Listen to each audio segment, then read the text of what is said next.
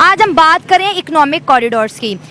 Saudi अरब, UAE, India और European union ने मिलकर एक कॉरिडोर को लॉन्च किया है आज, जिसमें वो भारत को मिडल ईस्ट में सऊदी अरब है, दुबई है, कुवैत है, ओमान है, बहरीन है, ईरान भी शायद इसमें आता है, मिडल ईस्ट से जोड़ेगी और मिडल ईस्ट से फिर यूरोप तक उनकी सप्लाई चेन को बढ़ाने की और ट्रेड को बढ़ाने की बात हो रही है। देखें, हमें सोचना होगा, अब कुछ देखना पड़ेगा कि हमें उनके साथ मिलना है या नहीं मिलना। अगर हमारी इकोनॉमी की ये हालत है और हम खुद से नहीं उठ सकते तो हमें किसी के साथ मिलना पड़ेगा। बहुत अच्छी बात, चाहे हम चाइना के साथ या इन लोगों के साथ या अमेरिका के साथ, हमें किसी के साथ मिलना लाजमी पड़ेगा, क्योंकि अकेले हम कुछ नहीं कर सकते। अच्छा, अब इतनी बड़ी बड़ी ताकतें हैं, उनका मुकाबला या उनके बराबर हम नहीं आ सकते जब तक किसी के साथ हम मिल के नहीं चलेंगे। ठीक, आजकल तो जमाना ही अलायंस का है। हाँ, वो ये जो पुरानी बातें हम पहले सोचते थे ना कि इंडिया के खिलाफ ये जो हमें पहले हमारी जो हुकूमतें थी, जो भी हमारे बड़े थे, वो हमें सिखाते थे कि ये हमारे दुश्मन हैं। हाँ। किसी हद तक उनकी बात ठीक थी, लेकिन आगे जो दुनिया चेंज हो रही है ना, जो दुनिया अब चांद पे पहुंच चुकी है या रिजीम चेंज हो रहा है अब। हाँ। हमें उसके बारे में सोचना चाहिए। हमें भी अपना जहन तब्दील करना चाहिए। सही। हम अपने पुराने मसलों को लेके बैठे, यानी मतलब हम मसला कश्मीर है हमारा, उसको लेके बैठे हुए हैं, तो मसला कश्मीर तो चलता रहेगा। हाँ। ये तो पता नहीं कब खत्म होगा। उसके लिए थोड़ा करीब आ जाए, इस फ्रेम से बैठ जा रहे हैं। तो उसके लिए हमें कुछ सोचना पड़ेगा। अब हमारी ये जो हमारी हुकूमत है या हमारे जो बड़े हैं, उनको भी सोचना पड़ेगा और अवाम को भी सोचना पड़ेगा। हाँ। तो किसके साथ। अब देखिए, पहले भारत को जरूरत पड़ती थी पाकिस्तान के रास्तों की, अब भारत को पूरी दुनिया सपोर्ट करे, वो ऐसे कॉरिडोर, ऐसे रास्ते बना। अब ये जो कॉरिडोर है, इसमें हाइड्रोजन पाइपलाइन है, इलेक्ट्रिसिटी है, इसके साथ जो पोर्ट्स हैं, रेलवेज हैं, इतना बड़ा नेटवर्क जो है इंडिया, यूरोप और इसके साथ सऊदी अरेबिया, यूएई बना रहे हैं। पाकिस्तान को सिरे से ही माइनस कर दिया। यही बात है ना, हम पीछे क्यों रह गए। हम जिसकी इकॉनमी अच्छी है, जो इस काबिल है, उसको दुनिया चूज़ करती है। अब इंडिया को क्यों चूज़ कर रहे हैं? दुनिया उसके साथ क्यों खड़ी हुई है? उसके हालात अच्छे हैं, उसके पास पैसा है, उसके पास ताकत है, तो हमें भी सोचना होगा कि हमने क्या करना है। हम जो चीन और पाकिस्तान के कॉरिडोर सी पैक को रोते रहे 10 सालों से, तो उसका कुछ बना नहीं है। ये क्या लॉलीपॉप दिया गया सी पैक का? इसके बाद इंडिया ने सैकड़ों प्रोजेक्ट्स कंप्लीट कर लिए और हमारा आज तक सी पैक ही नहीं मुकम्मल हो रहा। नहीं, हमें सोचना होगा कि हम चाइना के साथ खड़े होना है या अमेरिका के साथ, या हम इंडिया के साथ जो इनका जो अलायंस बना है इसके। हाँ। तो हम अगर खड़े होना है चाइना के साथ, तो हमें सबको छोड़ के चाइना के साथ खड़ा होना पड़ेगा, तब हम कामयाब होंगे। हम दोनों तरफ लटके हुए हैं, उधर भी अमेरिका की तरफ देखते हैं, चाइना की तरफ देखते हैं, तो हम क्या कर सकते हैं? फिर कुछ नहीं कर सकते जब हम एक साइड पे खड़े नहीं होंगे। अगर जिसके साथ खड़े होना है, एक साइड पे खड़े हो जाएं कि हम जी इधर खड़े हैं, चाइना के साथ खड़े होना तो सी पैक के साथ। तो चाइना ने हमें क्या दिया? चाइना तो लोन देके हमारी इकोनॉमी का बेड़ा गर्क कर दिया। क्या चाइना ने यहाँ पे कोई इंडस्ट्री लगाई? चाइना ने यहाँ पे कुछ हमें रोजगार दिया? सी पैक बन रहा है, सारा पैसा करप्शन खा गई और सूद हम भर रहे हैं। जब हम चाइना ने हमें पैसा दिया था सी पैक के लिए, या हमारे जो एनर्जी के जो हमारे जो हैं प्रोजेक्ट्स, तो उसने कुछ समझा था हमें, लेकिन हम उस काबिल नहीं है, नहीं निकले। सही बात। तो नहीं, अब वो आस्ता वो भी पीछे होना शुरू हो गया।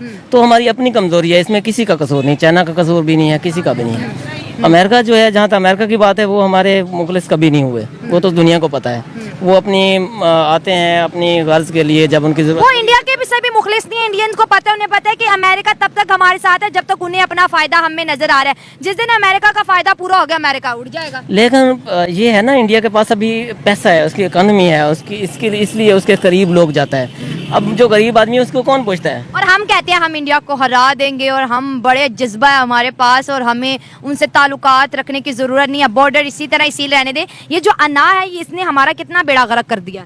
देखो, एक दुश्मन है हमारा ताकतवर है, तो हमें अब अकल से काम लेना होगा। वोश के नाखून लो। अकल से काम लेना होगा। अगर अकल से काम लेंगे तो एक दिन ऐसा आएगा कि हम इंडिया के बराबर खड़े हो जाएंगे। बिल्कुल, अकल से काम लेंगे तो होगा और गुड रिलेशन से होगा, दुश्मनी से कुछ नहीं बढ़ना। से कुछ नहीं होगा। जंगें लड़ के हमने देख ली, उनमें जो फायदा हुआ वो भी हमें पता है। आज तक इकोनॉमी स्टेबल नहीं हुई जंगों की वजह से। हुई, अभी तक नहीं हुई। और हम इतनी बड़ी जो हम F-16 खरीदे, हमने JF थंडर खरीदे, हमने वो J-10 खरीदे, इतनी बड़ी हम खर्च करके हम चीज़ें खरीद रहे हैं, तो उसका क्या फ़ायदा है हमें? कोई फायदा नहीं है, वहाँ का पैसा चोरी हो रहा है बस। वो हम इसलिए खरीद रहे हैं कि हम इंडिया के सामने खड़े हो जाएं। अब हमारे पास पैसा नहीं है, हमारे पास इकोनॉमी, हमारी हालत ये है, तो हम कैसे खड़े हो सकते हैं? हमारे पास जदीद हथियार जितने मर्जी हों, लेकिन अगर कोई जंग होती है, कोई लड़ाई होती है, तो हम क्या कर सकते हैं? हमारे पास कुछ भी नहीं है पीछे, तो हम क्या करेंगे?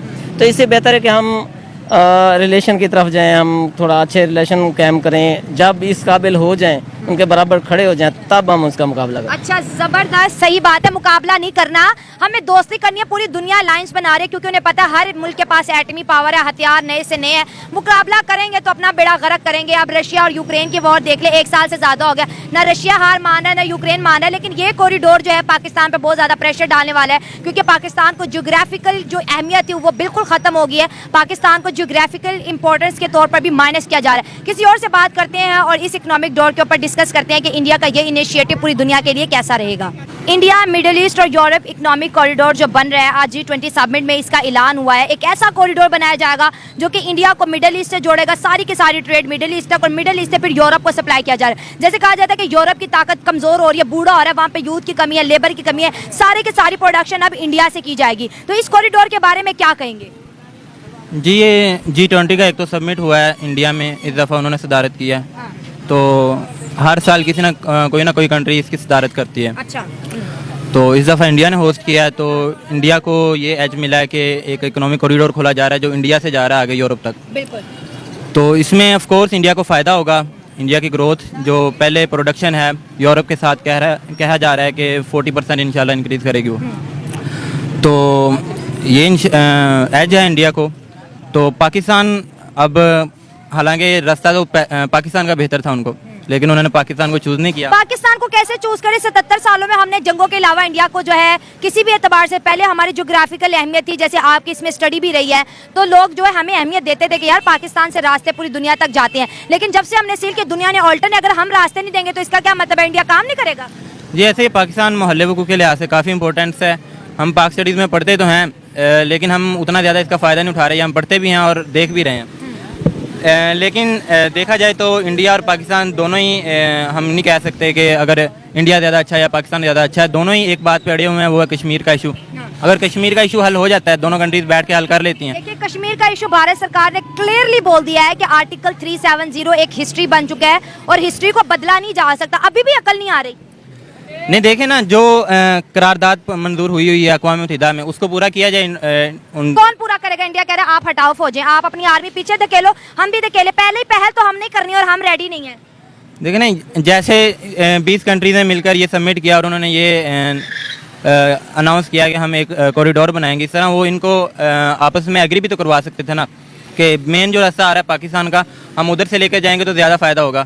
अगर जो 20 कंट्रीज़ हैं वो पाकिस्तान से इतने काम करवा लेती हैं अपनी मर्जी के, तो ये काम भी तो वो करवा सकती हैं। IMF में इसी में ही है। लेकिन इंडिया नहीं चाहता ना पाकिस्तान की तरफ देखना। वो इंडिया जो कहेगा, जो रास्ता इंडिया को सूट करेगा। आज इंडिया करोड़ों रुपए लगा लेता है इस कॉरिडोर में पाकिस्तान से रास्ता, कल को हमारे मूड का पता नहीं चलता, हम रास्ता बंद करके बैठे तो वो करोड़ों और ये सारी कंट्रीज तो डूब जाएंगी।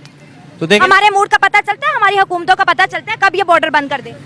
नहीं, ये तो आपकी बात ठीक है, हमारी स्टेबिलिटी नहीं है ना। ऐसे ही है, ये तो आपकी बात एग्री करता हूँ मैं इससे कि पाकिस्तान में पॉलिटिकल स्टेबिलिटी बिल्कुल भी नहीं है, जो इंडिया में हमसे काफ़ी ज़्यादा बेहतर हो गई है। और ये वैसे भी ये जो मंसूबा है कॉरिडोर का जो इंडिया ने शुरू किया है, ये वैसे भी उन्होंने CPEC के अपोजिट ही शुरू किया है कि उन्होंने CPEC को टारगेट करना था कि CPEC के मुखालिफ हमने एक मंसूबा शुरू किया और वो हो भी इंडिया से रहा है। तो समझे ऐसे जैसे चाइना पाकिस्तान कॉरिडोर है, ऐसे समझें कि इंडिया और अमेरिका का कॉरिडोर, अमेरिका और इसमें मिडिल ईस्ट भी आता है। आपने CPEC की बात की, आपको क्या लगता है ये किस टाइप का प्रोजेक्ट है? कंप्लीट क्यों नहीं हो रहा? इतना ज्यादा इसमें करप्शन हो गई है, कश्मीरी नहीं चाहते, चाइनीज है, बलोची तो चाइना को आपको पता है कितना ज्यादा उन्होंने सुसाइड बॉम्बर्स भी भेजे हैं। ये प्रोजेक्ट तो कभी कंप्लीट नहीं होगा। चाइना ने भी दिल छोड़ दिया, हार बैठे हैं वो दिल। हाँ जी, ऐसे ही है। हमने भी काफ़ी सुना था कि प्रोजेक्ट बहुत कंप्लीट हो रहा है, काफ़ी ज़्यादा इसमें इनोवेशन आ रही हैं, ये हो रहा है वो हो रहा है, लेकिन अब देख रहे हैं क्योंकि ड्यू टू पॉलिटिकल इंस्टेबिलिटी ये ऐसा प्रोजेक्ट लैग की तरफ ही जा रहा है। जिस तरह इसको जाना चाहिए था, जिस तरह इसकी हाइप क्रिएट की गई थी, उस तरह ये आगे नहीं गया। आगे गया भी नहीं है, करप्शन का हब बन गया। अब एक तरफ इंडिया, एक तरफ पाकिस्तान, वहाँ पे जितनी भी कंट्रीज आ रही हैं इंडिया के साथ मिलकर कुछ दुनिया को देना चाहती है, कुछ बड़ा करना चाहती है, ट्रेड को बढ़ाना चाहती है। और हमारे मुल्क में कोई आता नहीं है, ना हमसे कोई पूछता है। हम सिर्फ इसको जेल में डाल, उसको जेल में डाल, इसको निकाल, उसको निकाल, यही तमाशा हमने बनाया हुआ पूरी दुनिया में पाकिस्तान का। जी, ऐसे ही हमने खुद ही अपनी कंट्री का मजाक बनाया और बन भी रहा है, हम देख भी रहे हैं अपनी आंखों से। और जो आने वाली यूथ है वो हमसे इतनी ज़्यादा मायूस हो चुकी है कि वो चाहते यही हैं कि हम डिग्री करें और पाकिस्तान से चले जाएं। अब मैंने भी अभी ग्रेजुएशन किया, तो मेरे भी जो दोस्त हैं वो भी यही कहते हैं कि कोई एक टाइम हो कि हमें कोई बाहर का वीज़ा मिले। जो यूरोप अंग्रेज़ हम पे हुकूमत करके गए, हम उनकी कंट्री में जाना चाहते हैं, चाहे हमें 30 लाख रुपए देकर भी क्यों ना जाना पड़े। तो ये पाकिस्तान की हालत हमने कर दी है। हमने पाकिस्तान को इसलिए बनाया था कि बाहर की दुनिया यहाँ आकर हमसे सीखे, और अब ये टाइम आ गया कि हम बाहर जाकर उधर बैठना चाह रहे हैं। जो हम पर हुकूमत करके गए हम उनकी गुलामी में दोबारा जाना चाह रहे हैं। मुल्क में तो कुछ है ही नहीं है, और उसके साथ साथ ये जो पाकिस्तान का हमेशा एक जज्बा रहता है कि हमने इंडिया को हराना, इतनी बड़ी पावर बन रही है। मैंने आज देखा G20 समिट में ये जो कॉरिडोर है, इंडिया को जितनी चाइना के एक्सपोर्ट है ना, इससे भी बढ़ा देगा इंडिया की जो एक्सपोर्ट है। इंडिया को रास्ते मिलेंगे, मैन्युफैक्चरिंग प्लांट वहाँ पे लगेंगे, मैन्युफैक्चरिंग हब इंडिया बनेगा। तो क्या हम ऐसी इकोनॉमी को टक्कर दे सकते हैं? एक कॉमन सेंस की बात है जी। ऐसे ही देखा जाए कि इंडिया की इंपॉर्टेंस काफ़ी ज़्यादा है। एक तो वो रीजन वाइज जिस एरिया में वो रह रहा है, उसके अलावा जो उसकी आबादी है वो काफ़ी ज़्यादा है, उधर यूथ काफ़ी ज़्यादा है, तो उनमें पैशन है, काम करने का जज्बा है, अपने वतन से मोहब्बत है, काम कर रहे हैं वो, तो तरक्की कर रहे हैं। अच्छा। तो इस लिहाज से, क्योंकि हमारी पाकिस्तान हमने किस रस्ते पे लगाया हुआ है, सिर्फ पॉलिटिकल यूज़ किया हुआ है यूथ को ये नहीं समझाया जा रहा कि आपने आगे आकर डेवलप करना है, आपने इस मुल्क को संभालना है। अगर हम यूथ को ये समझाएं कि आपने आके मुल्क को संभालना है और आपने तरक्की करनी है, आपने आगे बढ़ना है। यूथ ने नहीं संभालना है इस मुल्क को, पॉलिटिशियंस ने, करप्ट हुक्मरानों ने संभालना है। मेरा और आपका तो यहाँ पे काम ही नहीं है, हम तो ख्वाह बस पैदा हो गए हैं यहाँ। जी ऐसे ही अब यूथ को होश के नाखून लेने चाहिए। पाकिस्तान आज़ाद हुआ था तो उसमें भी यूथ का किरदार। आजाद नहीं हुआ था, ये बना है। ये पहले कहाँ था? 1947 से पहले क्या हम पे किसी की हुक्मरानी थी? पाकिस्तान था। एक तो हमें हिस्ट्री भी गलत बताई जाती है, पाकिस्तान आजाद हुआ था, है ही नहीं था 1947 से पहले, बना है। जो भी है, एक सेपरेट नेशन तो बने हैं ना हमने, तो एक सेपरेट नेशन में किरदार अदा किया था यूथ ने। तो अब भी अगर यूथ किरदार अदा करेगी तो पाकिस्तान डेवलप होगा, नहीं तो अगर यूथ भी होश के नाखून अभी नहीं लेगी, इन्हीं पॉलिटिकल लीडर्स के पीछे भागती रहेगी, इन्हीं के नारे लगाती रहेगी। क्योंकि इस्लाम हमें ये नहीं सिखाता कि आपने किसी एक पर्सन के पीछे चलना है। इस्लाम हमें एक आइडियोलॉजी के पीछे चलना सिखाता है। अगर हम एक आइडियोलॉजी को पकड़ें कि हमने अपने मुल्क को डेवलप करना है, हमने अपनी नेशन, अपनी उम्मत मुसलमान को एक साथ देना है, एक उनको हैंड देना है, तो हम आगे की तरफ डेवलप करें। हम ये ना हो कि पॉलिटिकल लीडर्स के पीछे लगे रहें।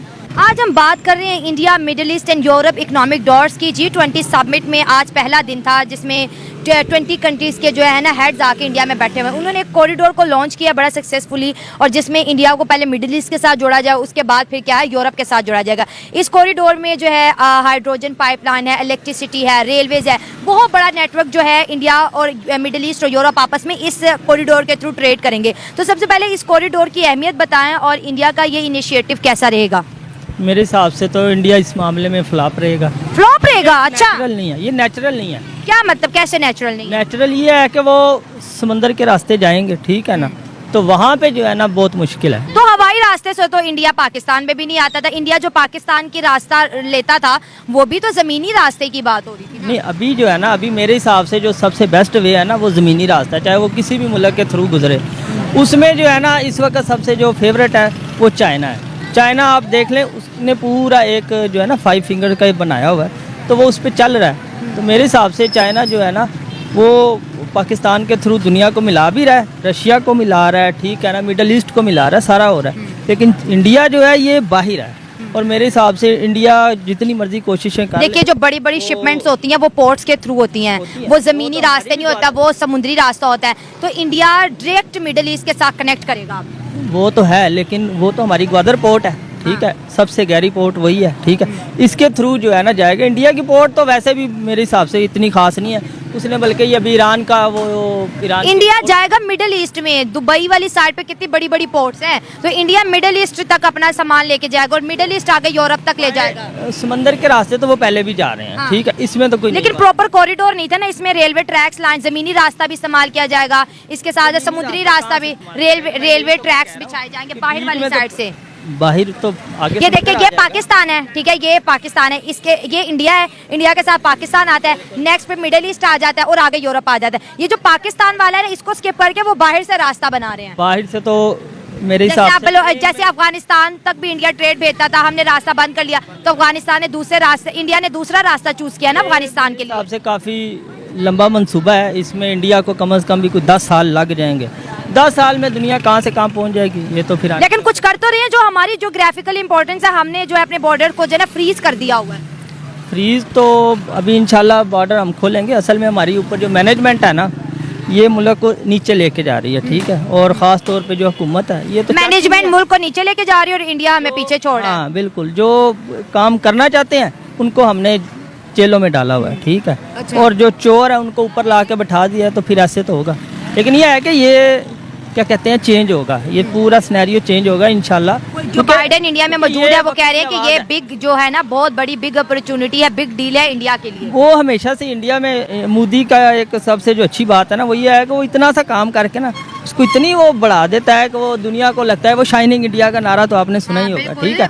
आप जाके करते हैं वो दिखता भी है। 80 करोड़ से ज्यादा लोग इंडिया में गुर्बत से ये आपको किसने कहा? मुझे पता है। नहीं है, आप तो वहाँ पे 10 सालों में इंडिया का वो अभी जो ये इंडिया के नहीं, ये इंटरनेशनल रिपोर्ट जो आ रही है उसमें बताया जा रहा है कि इंडिया में जो है 0% पॉवर्टी है। नहीं, ये बहुत गलत है, आपको किसी ने रिपोर्ट नहीं, आप देखिए गूगल करें, एक होता है गुर्बत, एक होता है गुर्बत की लकीर से नीचे, तो वहाँ पर 0% पॉपुलेशन गुर्बत की लकीर से नीचे रह रही नहीं, है। इंडिया में एक चीज़ और भी है, वहाँ के जो गवर्नमेंट है ना वो जो बड़े बड़े इदारे हैं उनको फाइनेंस भी करती है ताकि वो उनके हक में रिपोर्टें दें, ठीक है।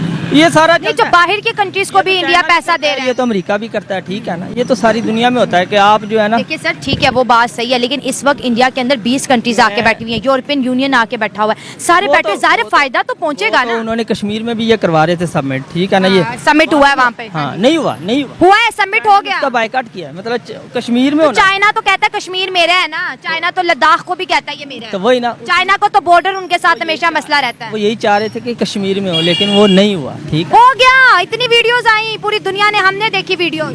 कश्मीर में तो नहीं हुआ, हुआ है कश्मीर में, में भी हुआ हो, लेकिन आपको पता नहीं, उसकी तो इतनी धूमें मची थी, 25 कंट्रीज आई थी, उनका मीडिया आया था, इतने बड़े बड़े प्रोग्राम। आया था चाइना। चाइना तो अभी भी नहीं आया, चाइना तो फेस ही नहीं कर रहा इंडिया को। वो ही ना फेस नहीं कर रहा, चाइना इंडिया को कुछ समझता नहीं है, फेस करने की बात नहीं है, वो इसलिए फेस नहीं कर रहा। वो कह रहा है यार इसका जो है ना मतलब कि ये मेरे लेवल से बहुत नीचे का है, ठीक है। तो मैं नहीं, मैं आपको एक चीज बता दूं, माना कि चाइना की इकोनॉमी स्ट्रांग है, ठीक है, 16 ट्रिलियन की है, भारत के अभी जो है ना 3.7 ट्रिलियन के, बड़े इकोनॉमी में फर्क है, लेकिन जब बॉर्डर पे बीट कर रहा है तो चाइना देखिए अमेरिका और इंडिया एक साथ हैं और चाइना तनहा अब रहने वाला है, जिस तरह से G20 समिट के अंदर अनाउंसमेंट हो रही है ना। नहीं, ये असल में ना मुख्तलिफ ये जो G20 में जो 7 है या ग्रेड G7 वाले जो हैं, ये तो इनकी पूरी कोशिश है कि चाइना को अलग करें, रूस को अलग करें, ठीक है ना।